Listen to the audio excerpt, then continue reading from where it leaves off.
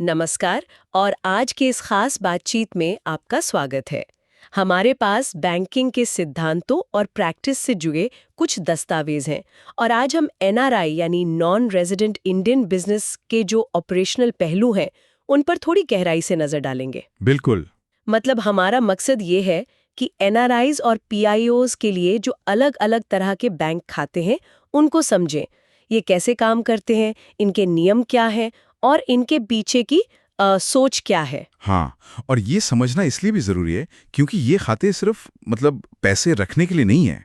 ये भारत की अर्थव्यवस्था को विदेशी मुद्रा के प्रबंधन में भी मदद करते हैं और दुनिया भर में जो हमारा भारतीय समुदाय फैला है उसको अपनी जड़ों से आर्थिक रूप से जुड़े रहने का एक सुरक्षित और कह सकते हैं व्यवस्थित तरीका देते हैं।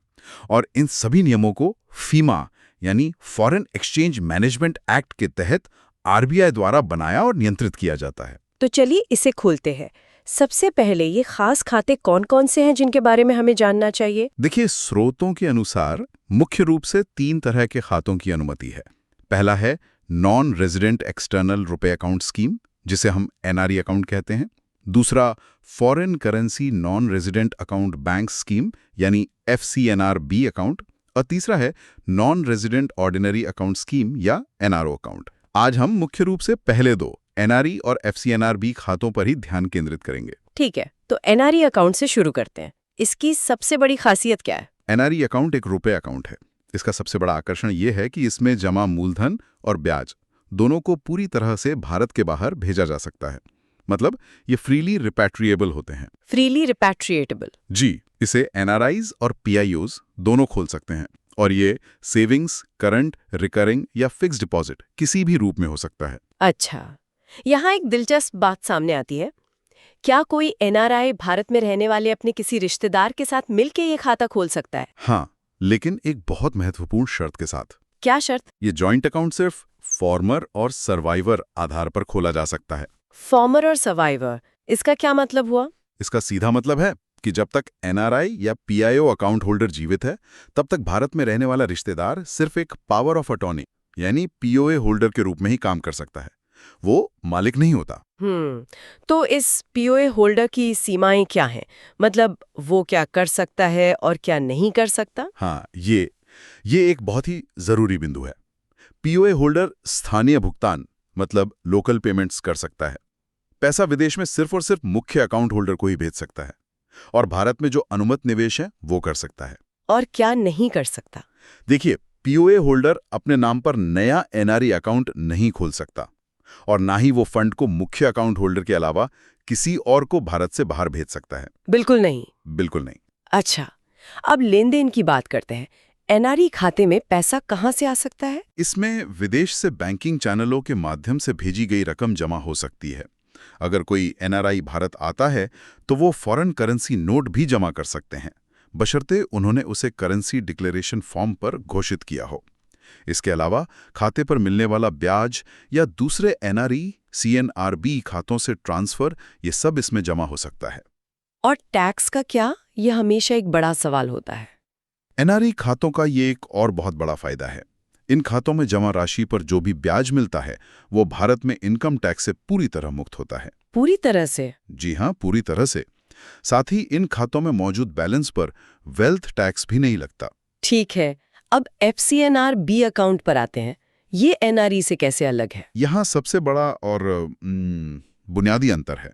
एनआरई अकाउंट भारतीय रुपए में होता है, जबकि एफसीएनआरबी अकाउंट एक विदेशी मुद्रा में रखा जाता है, जैसे अमेरिकी डॉलर, पाउंड स्टर्लिंग, यूरो वगैरह। अच्छा, तो इसका मतलब ये हुआ कि जमाकर्ता रुपए के मूल्य में होने वाले उतार चढ़ाव के जोखिम से बच जाता है। बिल्कुल सही, यही इसका सबसे बड़ा फायदा है। और एक और महत्वपूर्ण अंतर यह है कि एफसीएनआरबी खाते केवल टर्म डिपॉजिट यानी फिक्स्ड डिपॉजिट, जिसे हम एफडी कहते हैं, उसी रूप में हो सकते हैं। मतलब इसमें सेविंग्स या रिकरिंग डिपॉजिट की सुविधा नहीं होती? नहीं, वो सुविधा इसमें नहीं है। और इन फिक्स्ड डिपॉजिट्स की अवधि क्या होती है? इनकी अवधि न्यूनतम 1 साल और अधिकतम 5 साल होती है। अच्छा, ये एक साल के ब्लॉक में होते हैं, जैसे 1 से 2 साल, 2 से 3 साल और इसी तरह 5 साल तक। इन खातों पर ब्याज दरें कैसे तय होती हैं? क्या ये फिक्स होती हैं? इसमें फिक्स्ड और फ्लोटिंग दोनों तरह की ब्याज दरों का विकल्प होता है। दोनों? जी, फ्लोटिंग रेट के लिए जो रीसेट पीरियड है वो 6 महीने का होता है।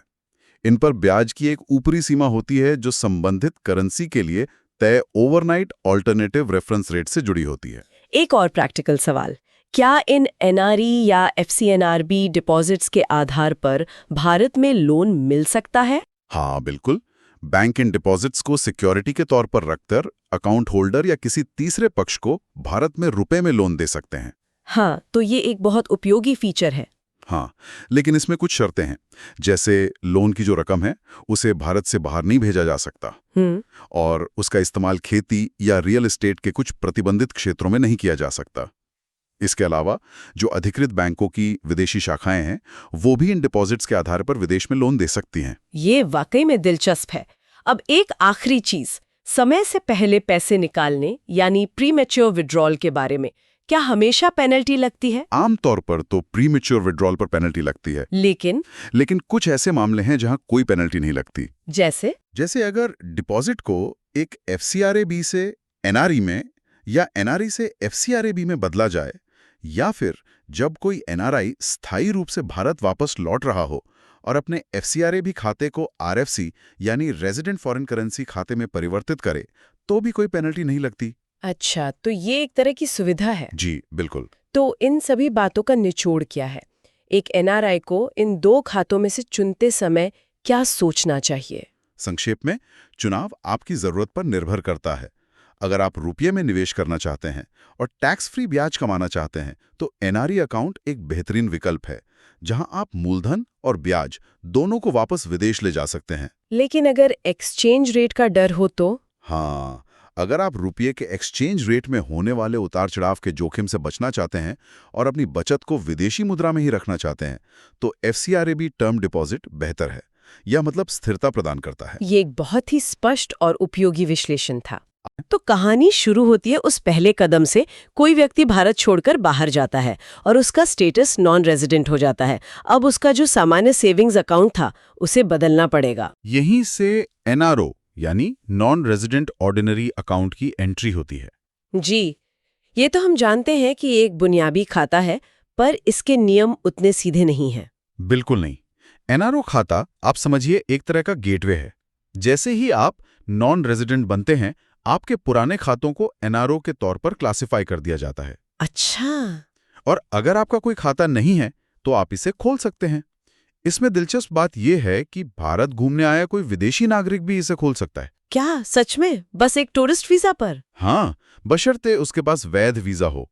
लेकिन इसकी बारीकियों में ही असली खेल है, जैसे कि जॉइंट अकाउंट का नियम। हाँ, इस पर आते हैं। ये बहुतों का सवाल होता है। कई लोग अपने परिवार के किसी सदस्य के साथ जो भारत में रहता है जॉइंट अकाउंट रखना चाहते हैं। स्रोतों में फॉर्मर और सर्वाइवर बेसिस का जिक्र है। आम भाषा में इसका मतलब क्या हुआ? इसका मतलब है कि खाते पर पहला अधिकार नॉन रेजिडेंट का ही रहेगा। मतलब जब तक एनआरआई जीवित है सिर्फ वही खाते को ऑपरेट कर सकता है, लेन देन कर सकता है। अच्छा, तो भारत में जो जॉइंट होल्डर है, मान लीजिए उनके माता पिता, वो उस पैसे का इस्तेमाल नहीं कर सकते? नहीं कर सकते। उन्हें खाते का अधिकार सिर्फ पहले व्यक्ति की मृत्यु के बाद ही मिलता है। ये एक तरह का आप कह सकते हैं कंट्रोल मैकेनिज्म है। समझी। ये तो हुई कंट्रोल की बात। अब बात करते हैं मुनाफे की। ब्याज दरों के बारे में कहा गया है कि टर्म डिपॉजिट पर दरें घरेलू दरों से ज्यादा नहीं हो सकती। ये थोड़ा अजीब नहीं है? ये एक बहुत अच्छा सवाल है। आमतौर पर तो एनआरआई डिपॉजिट को आकर्षित करने की कोशिश होती है। हाँ, लेकिन ये आरबीआई की एक सोची समझी नीति को दिखाता है। इसका मकसद हॉट मनी को रोकना है। Hot money? हॉट मनी वो पैसा होता है जो सिर्फ ब्याज दरों के अंतर का फायदा उठाने के लिए तेजी से एक देश से दूसरे देश में जाता है। आरबीआई चाहता है कि भारत में वो पैसा आए जो मतलब असली लेन देन या लंबे समय के निवेश के लिए हो, न कि सिर्फ वो जो ज्यादा ब्याज कमाने के लालच में आया हो और बाजार में जरा सी घबराहट होते ही वापस चला जाए। एकदम सही। ये नियम सिस्टम में स्थिरता बनाए रखने के लिए है। ठीक है, पैसा जमा करना तो आसान लगता है। विदेश से पैसा भेजिए या भारत में कमाया हुआ किराया, डिविडेंड वगैरह जमा कीजिए। लेकिन असली परीक्षा तो तब होती है जब पैसा निकालना हो। हाँ, खासकर विदेश भेजना हो। मुझे लगता है कि ज्यादातर नियम और शर्तें वहीं छिपी होती हैं। यहाँ क्या कहानी है? आप बिल्कुल सही जगह पहुंची हैं। एनआरओ खाते का सबसे महत्वपूर्ण नियम यही है। आप भारत में स्थानीय भुगतान कर सकते हैं, लेकिन जब आप पैसा विदेश वापस भेजना चाहते हैं तो उस पर एक सीमा है। और वो सीमा क्या है? एक वित्तीय वर्ष में 1 मिलियन अमेरिकन डॉलर तक। एक सेकेंड, यहाँ रुकते हैं। $1 मिलियन। जी। ये तो बहुत अहम बात है। मतलब अगर किसी ने भारत में अपनी कोई पुरानी पुश्तैनी जायदाद बेची जिससे उसे $2 मिलियन मिले, तो वो सारा पैसा 1 साल में वापस नहीं ले जा सकता, उसे 2 साल लगेंगे। बिल्कुल सही। उसे दूसरे मिलियन के लिए अगले वित्तीय वर्ष का इंतजार करना होगा। और ये कोई मनमानी संख्या नहीं है, ये भारत की लिबरलाइज्ड रेमिटेंस स्कीम के ढांचे से मिलती जुलती है। अच्छा, LRS? जी, तो ये दिखाता है कि ये एक सोची समझी आर्थिक नीति का हिस्सा है, जिसका मकसद देश से बाहर जाने वाले फॉरेन एक्सचेंज को नियंत्रित करना है। तो एनआरओ खाता तो हो गया पैसे रखने और मैनेज करने के लिए, लेकिन अगर कोई विदेशी कंपनी या व्यक्ति भारत में किसी खास बिजनेस के लिए आता है तो क्या उसके लिए भी यही नियम है?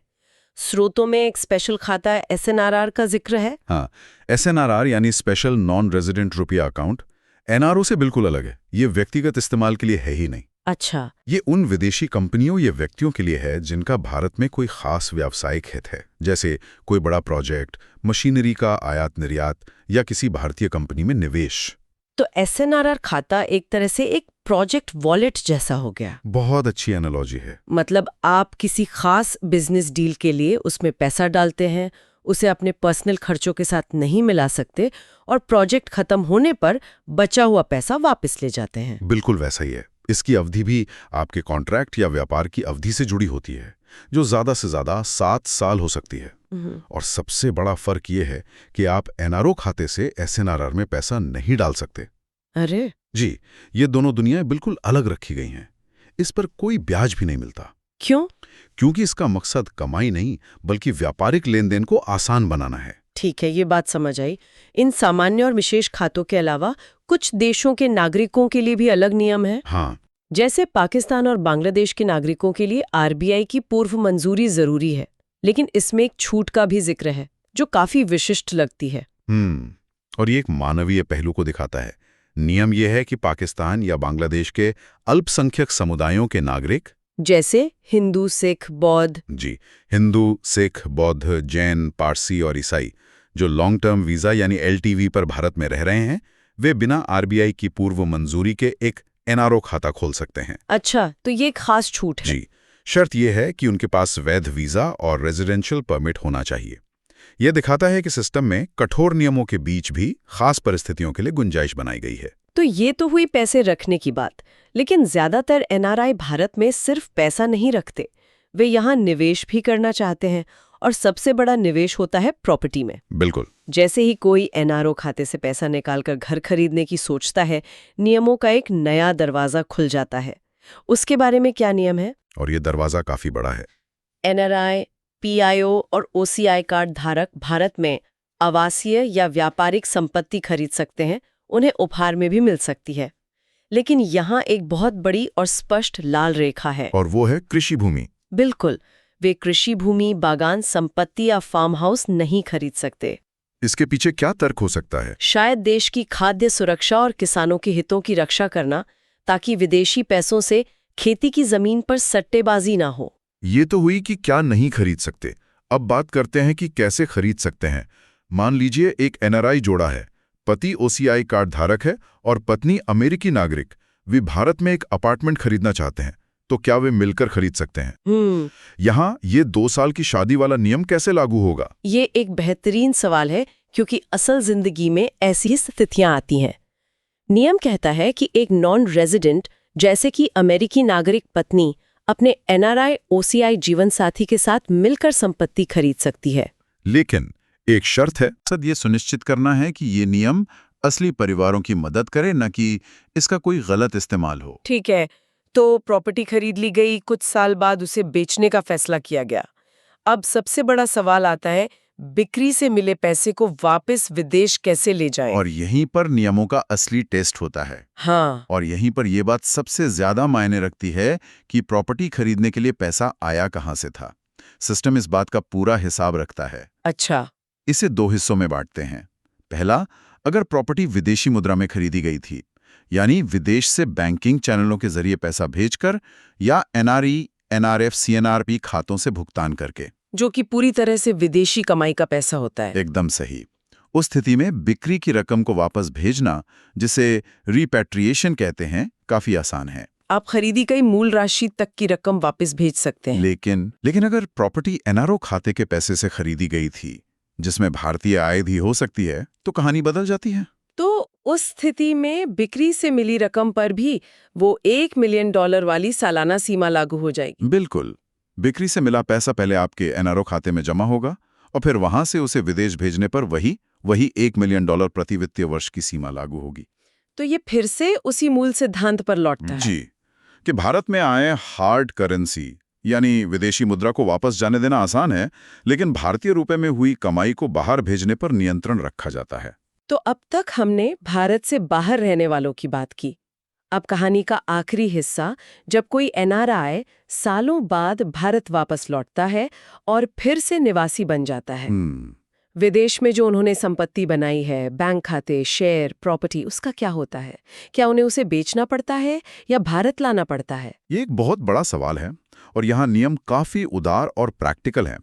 नियम साफ कहता है कि अगर किसी व्यक्ति ने विदेश में कोई संपत्ति तब हासिल की थी जब वो नॉन रेजिडेंट था, तो भारत वापस आने के बाद भी वो उसे रख सकता है। रख सकता है? हाँ, वो उसे रख सकता है, बेच सकता है या उसमें और निवेश भी कर सकता है। मतलब उन्हें उस संपत्ति पर पूरा अधिकार होता है, जैसे विदेश में रखे उनके डॉलर अकाउंट या वहां की किसी कंपनी में किए गए निवेश। हाँ, उन सभी पर। वे RBI की मंजूरी के बिना उस संपत्ति का उपयोग विदेश में किसी भी भुगतान या नए निवेश के लिए स्वतंत्र रूप से कर सकते हैं। ये प्रावधान उन लोगों को बहुत सुविधा देता है जो अपनी पूरी प्रोफेशनल जिंदगी विदेश में बिताने के बाद भारत लौटते हैं। ये सुनने में तो बहुत अच्छा लगता है, लेकिन क्या इससे टैक्स से जुड़ी कोई जटिलता नहीं पैदा होती? आपने एक बहुत ही महत्वपूर्ण मुद्दा उठाया है। मतलब भारत वापस आने के बाद जैसे ही उनका status resident and ordinarily resident होता है, उन्हें अपनी उस विदेशी संपत्ति से होने वाली आय पर भारत में टैक्स देना पड़ सकता है। बिल्कुल। तो RBI की छूट एक बात है, लेकिन इनकम टैक्स के नियम एक दूसरी कहानी है। ये उतना सीधा भी नहीं है ना? हाँ। आपने बिल्कुल सही नब्ज पकड़ी है। फीमा के तहत RBI के नियम आपको संपत्ति रखने की आज़ादी देते हैं, लेकिन इनकम टैक्स एक्ट के तहत आपकी वैश्विक आय पर टैक्स देनदारी बन सकती है। ये दोनों अलग अलग कानून हैं और लोगों को अक्सर इसी में कंफ्यूजन होता है। तो हाँ, इसके लिए प्रोफेशनल सलाह लेना बहुत जरूरी हो जाता है। बहुत ज्यादा। आज हम भारत में प्रवासी भारतीयों यानी NRIs और OCIs के निवेश की दुनिया को समझने की कोशिश करेंगे। हाँ, एक ऐसा विषय जिस पर हमेशा बहुत सवाल होते हैं। बिल्कुल। हमारे पास जो दस्तावेज हैं वो बैंकिंग और निवेश के नियमों से जुड़े हैं, मतलब काफी तकनीकी कानूनी भाषा से भरे हुए। सही कहा। तो हमारा मिशन है इस जटिल जानकारी को आसान बनाना और ये पता लगाना कि भारत में निवेश के कौन से दरवाजे खुले हैं, कौन से बंद हैं और सबसे जरूरी, पैसे को भारत के अंदर और बाहर ले जाने के नियम क्या हैं? एग्जैक्टली। चलिए शुरू करते हैं। तो सबसे पहले ये समझना जरूरी है कि नियमों की नज़र में विदेशी निवेश है क्या। इन गाइडलाइंस के मुताबिक अगर भारत से बाहर रहने वाला कोई भी व्यक्ति किसी भारतीय कंपनी में निवेश करता है तो उसे विदेशी निवेश माना जाएगा। हाँ। यहाँ तक कि अगर कोई भारतीय नागरिक किसी विदेशी निवासी की ओर से निवेश कर रहा है तो भी उसे विदेशी निवेशी गिना जाएगा। और ये वर्गीकरण बहुत बहुत जरूरी है। ये एक तरह से लक्ष्मण रेखा है। अच्छा। जैसे ही कोई निवेश विदेशी के तौर पर वर्गीकृत होता है, उस पर नियमों और सीमाओं का पूरा एक ढांचा लागू हो जाता है, जिसकी हम आज बात करेंगे। ये पूरे रेगुलेटरी फ्रेमवर्क की नींव है। ठीक है, तो इसे जरा खोल कर देखते हैं। इससे पहले कि हम ये जाने कि कहाँ निवेश कर सकते हैं, मुझे लगता है ये जानना ज्यादा दिलचस्प है कि कहाँ बिल्कुल नहीं कर सकते। एक तरह की नो गो लिस्ट। हाँ बिल्कुल। इन दस्तावेजों में कुछ क्षेत्रों की एक बहुत ही साफ सूची दी गई है जहां NRIs या OCIs को निवेश करने की अनुमति नहीं है। हाँ, और ये सूची अपने आप में बहुत कुछ कहती है। यह हमें बताती है कि रेगुलेटर्स मतलब RBI किन क्षेत्रों को लेकर ज्यादा सतर्क है और क्यों। सही। इस सूची में सबसे ऊपर है लॉटरी का कारोबार, चाहे वो सरकारी हो, निजी हो या फिर ऑनलाइन। हर तरह की लॉटरी। इसके बाद आता है जुआ और सट्टेबाजी, जिसमें कैसीनो भी शामिल है। फिर है चिट फंड, लेकिन यहाँ एक छोटा सा अपवाद है। हाँ, एक छोटा सा पेंच है। अगर निवेश गैर प्रत्यावर्तन आधार पर है तो NRIs, OCIs इसमें हिस्सा ले सकते हैं। और ये दो शब्द प्रत्यावर्तन और गैर प्रत्यावर्तन ये आज की हमारी बातचीत के केंद्र में रहेंगे। इन्हें आसान भाषा में समझाएंगे। जरूर। प्रत्यावर्तन मतलब रिपैट्रिएशन का सीधा मतलब है कि आप अपने निवेश की मूल रकम और उस पर हुई कमाई दोनों को वापस अपने देश मतलब विदेश ले जा सकते हैं। और गैर प्रत्यावर्तन? नॉन रिपैट्रिएशन, इसका मतलब है कि वो पैसा भारत में ही रहेगा, उसे बाहर नहीं भेजा जा सकता। समझ गई। तो सूची में आगे बढ़ते हैं। निधि कंपनी और हस्तांतरणीय विकास अधिकार यानी TDRs में ट्रेडिंग। और एक बहुत बड़ा क्षेत्र है रियल एस्टेट का कारोबार या फार्म हाउस का निर्माण। इस पर भी पूरी तरह से रोक है। हाँ, लेकिन यहाँ रियल एस्टेट कारोबार शब्द पर ध्यान देना बहुत जरूरी है। मतलब? इसका मतलब जमीन या प्रॉपर्टी को खरीदने और बेचने के व्यापार से है, मुनाफा कमाने के इरादे से ट्रेडिंग करना। अच्छा। इसका ये मतलब बिल्कुल भी नहीं कि कोई NRI अपने व्यक्तिगत इस्तेमाल के लिए घर नहीं खरीद सकता। उसके लिए नियम अलग हैं, लेकिन जमीन का धंधा करने में सीधे निवेश की अनुमति नहीं है। ये एक बहुत बड़ा अंतर है, क्योंकि कई NRIs भारत में प्रॉपर्टी खरीदना चाहते हैं और उन्हें ये डर रहता है कि कहीं वो कोई नियम ना तोड़ दें। बिल्कुल। तो साफ है कि अपने रहने के लिए घर खरीदना और मुनाफे के लिए जमीन का धंधा करना, इन दोनों में RBI ने एक मोटी लकीर खींच दी है। सही। इस लिस्ट में सिगार, सिगरेट या तंबाकू के किसी भी विकल्प का निर्माण भी शामिल है। और अंत में वो क्षेत्र जो वैसे भी निजी क्षेत्र के लिए बंद है, जैसे परमाणु ऊर्जा और रेलवे संचालन। हाँ, अगर हम इन सभी प्रतिबंधों को एक साथ देखें तो RBI का एक ही सिद्धांत नजर आता है। वो क्या है? NRI निवेश को भारत की उत्पादक अर्थव्यवस्था मतलब प्रोडक्टिव इकोनॉमी में लाना, न कि सट्टा बाजारों या स्पेक्युलेटिव मार्केट्स में। वे चाहते हैं कि पैसा फैक्ट्रियां बनाने, टेक्नोलॉजी विकसित करने और नौकरियां पैदा करने में लगे, न कि सिर्फ जमीन की कीमतें बढ़ाने या लॉटरी टिकटों में। और परमाणु ऊर्जा जैसे क्षेत्र, जो क्षेत्र राष्ट्रीय सुरक्षा के लिए संवेदनशील हैं, जैसे परमाणु ऊर्जा, या सामाजिक स्वास्थ्य के लिए जैसे तंबाकू, उन्हें भी अलग रखा गया है। ये एक सोची समझी रणनीति है। अच्छा, तो अब तक हमने ना की एक लंबी लिस्ट देख ली। अब जरा उस हिस्से पर आते हैं जिसका सबको इंतजार है कि पैसा लगाएं तो कहाँ लगाएं। हाँ, असली सवाल तो यही है। और मुझे लगता है यहीं पर मामला प्रत्यावर्तन और गैर प्रत्यावर्तन में बढ़ जाता है। बिल्कुल। पहले उस रास्ते की बात करते हैं जिसमें पैसा वापस विदेश ले जाने की आजादी है। दस्तावेज कहते हैं कि NRIs और OCIs भारत के किसी मान्यता प्राप्त स्टॉक एक्सचेंज पर लिस्टेड भारतीय कंपनी के कैपिटल इंस्ट्रूमेंट्स खरीद और बेच सकते हैं। हाँ, इसे पोर्टफोलियो इन्वेस्टमेंट स्कीम या PIS कहा जाता है। ये शेयर बाजार में निवेश करने का सबसे सीधा और लोकप्रिय रास्ता है। और ये कैपिटल इंस्ट्रूमेंट्स क्या होते हैं? मुख्य रूप से शेयर, डिबेंचर या कंपनी में हिस्सेदारी के दूसरे तरीके। तो PIS के जरिए निवेश के लिए पैसा कहाँ से आ सकता है? नियमों में दो मुख्य स्रोत बताए गए हैं। पहला, विदेश से बैंकिंग चैनलों के जरिए भारत भेजा गया पैसा। और दूसरा, निवेशक के NRE या FCNRB खातों में पहले से जमा रकम। और इन दोनों खातों में एक बड़ा फर्क है जिसे समझना जरूरी है। बताइए। NRE खाते में आपका विदेशी पैसा जैसे डॉलर या पाउंड भारतीय रुपए में बदलकर जमा होता है, तो इस पर आपको रुपये के उतार चढ़ाव का जोखिम यानी करेंसी रिस्क रहता है। और FCNRB खाते में आप अपना पैसा डॉलर, पाउंड या यूरो जैसी विदेशी मुद्रा में ही रख सकते हैं, एक तरह की फिक्स्ड डिपॉजिट की तरह। ये उन निवेशकों के लिए बेहतर है जो करेंसी के रिस्क से बचना चाहते हैं। ये तो बहुत काम की जानकारी है, लेकिन इन निवेशों पर कुछ सीमाएं भी है ना? हाँ, और ये सीमाएं बहुत महत्वपूर्ण हैं। नियमों के मुताबिक कोई भी एक NRI या OCI किसी एक भारतीय कंपनी के कुल शेयरों का 5% से ज्यादा नहीं खरीद सकता। सिर्फ 5%? हाँ, यही 5% की सीमा उस कंपनी द्वारा जारी किए गए डिबेंचर या वारंट की हर सीरीज पर भी अलग से लागू होती है। एक मिनट, ये 5% की व्यक्तिगत सीमा तो समझ आती है, लेकिन क्या सारे NRIs मिलकर किसी कंपनी में बड़ी हिस्सेदारी खरीद सकते हैं? नहीं, उस पर भी एक सीमा है।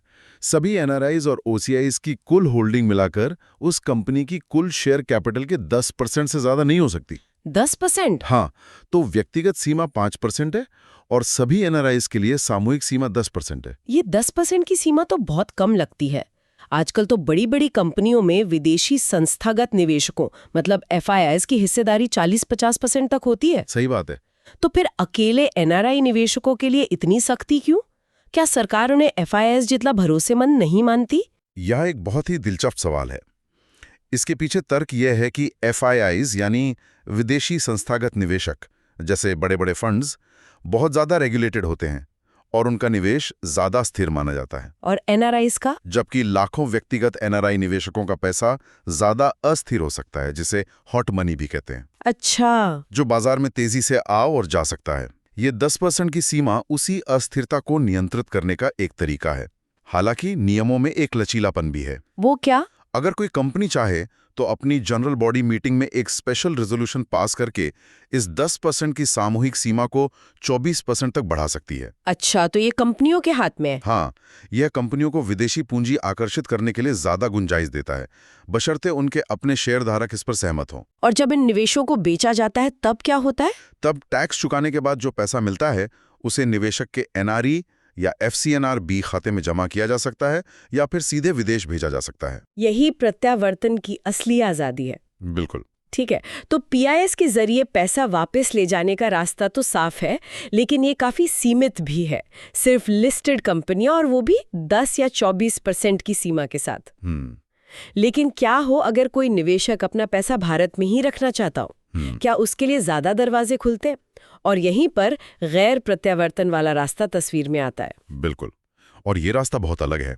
इस श्रेणी में एनआरआईज और ओसीआईज किसी भी भारतीय कंपनी के कैपिटल इंस्ट्रूमेंट्स में निवेश कर सकते हैं, चाहे वो कंपनी स्टॉक एक्सचेंज पर लिस्टेड हो या न हो। अरे वाह, ये तो बहुत बड़ा फर्क है। बहुत बड़ा, क्योंकि ये भारत की हजारों प्राइवेट लिमिटेड कंपनियों और स्टार्टअप्स में निवेश के दरवाजे खोल देता है।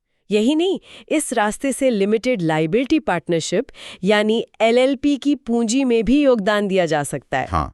और एक और दिलचस्प चीज जो इन दस्तावेजों में लिखी है वो है कन्वर्टेबल नोट्स। कन्वर्टेबल नोट्स, हाँ। किसी मान्यता प्राप्त स्टार्टअप कंपनी द्वारा जारी किए गए कन्वर्टेबल नोट्स में भी निवेश किया जा सकता है। ये कन्वर्टेबल नोट्स क्या होते हैं? क्या ये एक तरह से शेयर्स हैं? नहीं, इसे आप एक तरह का एडवांस लोन समझ सकते हैं। अच्छा। निवेशक आज स्टार्टअप को पैसा देते हैं और बदले में उन्हें एक वादा मिलता है कि भविष्य में जब कंपनी और बड़ी होगी या अगला फंडिंग राउंड उठाएगी तो ये लोन शेयरों में बदल दिया जाएगा, अक्सर एक डिस्काउंट पर। ये तो बहुत स्मार्ट तरीका है। हाँ, शुरुआती स्टेज के स्टार्टअप के लिए पैसा जुटाने का एक बहुत लोकप्रिय और लचीला तरीका है। और सबसे आश्चर्यजनक बात यह है कि गैर प्रत्यावर्तन आधार पर किए गए इन सभी निवेशों को घरेलू निवेश माना जाता है, विदेशी नहीं। घरेलू निवेश, इसका क्या मतलब हुआ? इसका मतलब बहुत गहरा है। इसे घरेलू मानने का ये फायदा है कि इस पर विदेशी निवेश से जुड़ी कुछ और सीमाएं, जिन्हें सेक्टोरल कैप्स कहते हैं, वो लागू नहीं होती। तो ये इसे बहुत आकर्षक बना देता है। हाँ, लेकिन यहाँ भी वही पुरानी शर्तें लागू हैं। आप इस पैसे का इस्तेमाल कृषि, बागान, रियल एस्टेट कारोबार, फार्म हाउस निर्माण या निधि कंपनी में नहीं कर सकते। और भुगतान के तरीकों में भी यहाँ ज्यादा विकल्प है ना? हाँ, यहाँ विदेश से भेजी गई रकम या एनआरई, एफसीएनआर-बी खातों के अलावा एनआरओ खाते से भी भुगतान किया जा सकता है। एनआरओ यानी नॉन रेजिडेंट ऑर्डिनरी खाता। सही।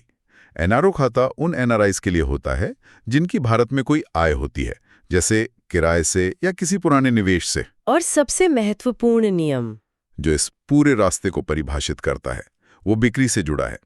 इन निवेशों को बेचने से जो भी पैसा मिलता है, चाहे वो मूल रकम हो या मुनाफा, हाँ, उसे केवल और केवल एनआरओ खाते में ही जमा किया जा सकता है। इस पैसे को विदेश नहीं भेजा जा सकता। ये पैसा भारतीय बैंकिंग सिस्टम में ही रहता है। अब तक हमने ज्यादातर शेयरों में सीधे निवेश की बात की है, लेकिन क्या म्यूचुअल फंड और सरकारी बॉन्ड्स जैसे दूसरे विकल्प भी हैं? हाँ, बिल्कुल हैं, और ये एक बहुत महत्वपूर्ण हिस्सा है। एनआरआईज और ओसीआईज सरकारी प्रतिभूतियों, ट्रेजरी बिल, घरेलू म्यूचुअल फंड और ईटीएफ्स में भी निवेश कर सकते हैं। और इन सभी के लिए भी दोनों विकल्प मौजूद हैं, प्रत्यावर्तन और गैर प्रत्यावर्तन। हाँ, दोनों के विकल्प मौजूद हैं। तो क्या म्यूचुअल फंड में निवेश के नियम भी पीआईएस वाले 5 और 10% की सीमा के तहत आते हैं? नहीं, और यही एक बड़ा फायदा है। अच्छा। म्यूचुअल फंड और ईटीएफ में निवेश पर पीआईएस की वो व्यक्तिगत और सामूहिक सीमाएं लागू नहीं होती। एक एनआरआई किसी भी म्यूचुअल फंड स्कीम में कितना भी निवेश कर सकता है, जब तक कि उस फंड हाउस की अपनी कोई ऊपरी सीमा ना हो। तो ये उन लोगों के लिए एक बहुत आसान और बेहतर रास्ता है जो सीधे शेयर बाजार की जटिलताओं में नहीं पड़ना चाहते। बिल्कुल। अगर वे प्रत्यावर्तन आधार पर निवेश करते हैं तो पैसा एनआरई खाते से जाता है और वापस भी उसी में या विदेश जा सकता है। और अगर गैर प्रत्यावर्तन चुनते हैं तो एनआरओ खाते का इस्तेमाल होता है। सही। और सरकारी सिक्योरिटीज का क्या? जो लोग सुरक्षित निवेश चाहते हैं उनके लिए ये एक बड़ा विकल्प है। उनके लिए भी रास्ते खुले हैं। प्रत्यावर्तन आधार पर एनआरआईज बिना किसी सीमा के सरकारी प्रतिभूतियों या ट्रेजरी बिल में निवेश कर सकते हैं। और गैर प्रत्यावर्तन आधार पर? अगर कोई गैर प्रत्यावर्तन आधार चुनता है तो उनके पास राष्ट्रीय बचत प्रमाण पत्र यानी नेशनल सेविंग सर्टिफिकेट्स जैसे विकल्प भी खुल जाते हैं, जो प्रत्यावर्तन आधार पर उपलब्ध नहीं है। तो कुल मिलाकर ये नियम निवेशकों को एक विविध पोर्टफोलियो बनाने की पूरी आजादी देते हैं। हाँ, इक्विटी का जोखिम, डेट की सुरक्षा और म्यूचुअल फंड की आसानी, सब कुछ उपलब्ध है। अब एक आखिरी सवाल, इन निवेशों को किसी और को देने मतलब ट्रांसफर करने के क्या नियम है? मान लीजिए कोई किसी को ये शेयर या बॉन्ड गिफ्ट करना चाहे तो? नियमों को ध्यान से पढ़ने पर इसके बारे में भी साफ निर्देश मिलते हैं। अगर कोई निवेश गैर प्रत्यावर्तन आधार पर किया गया है तो उसे किसी दूसरे एनआरआई या ओसीआई को बेचा या गिफ्ट किया जा सकता है, लेकिन शर्त यह है कि दूसरा व्यक्ति भी उसे गैर प्रत्यावर्तन आधार पर ही रखेगा। अच्छा, तो निवेश का चरित्र नहीं बदल सकता, भले ही मालिक बदल जाए। एग्जैक्टली। और क्या भारत में रहने वाले किसी रिश्तेदार को गिफ्ट कर सकते हैं? हाँ, ये संभव है। गैर प्रत्यावर्तन आधार पर रखी गई सिक्योरिटीज को आरबीआई की पूर्व अनुमति से भारत में रहने वाले किसी व्यक्ति को उपहार के रूप में भी ट्रांसफर किया जा सकता है। ये एक महत्वपूर्ण प्रावधान है। बहुत। मान लीजिए कोई एनआरआई अपने परिवार के किसी सदस्य को जो भारत में रहता है अपनी होल्डिंग्स गिफ्ट में देना चाहता है, तो यह संभव है, लेकिन इसके लिए आरबीआई से मंजूरी लेनी होगी।